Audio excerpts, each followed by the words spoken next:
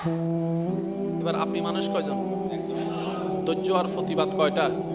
এবার দুইটা একসাথে ধরবেন কিভাবে? সে রাস্তাও ইসলামে দেওয়া আছে। যখন অন্যের উপর হবে আপনি তখন প্রতিবাদী, যখন নিজের উপর হবে ইন্নাল্লাহা মা'আস সাবিরিন। দুটোটা আমল করার সুযোগ হয়েছে কি হয় নাই?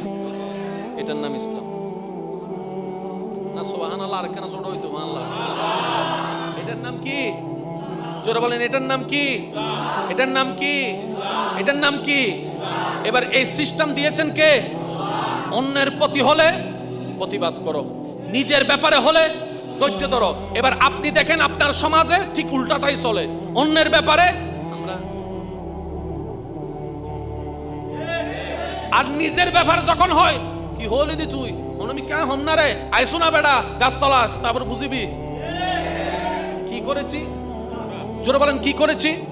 উল্টা করে আল্লাহর অবাধ্যতা করেছি, বাস আমাদের মাথার উপরে জালিম বসে থাকবেই। এটা একদিনের বিষয় নয়, এটা আজীবনের বিষয়।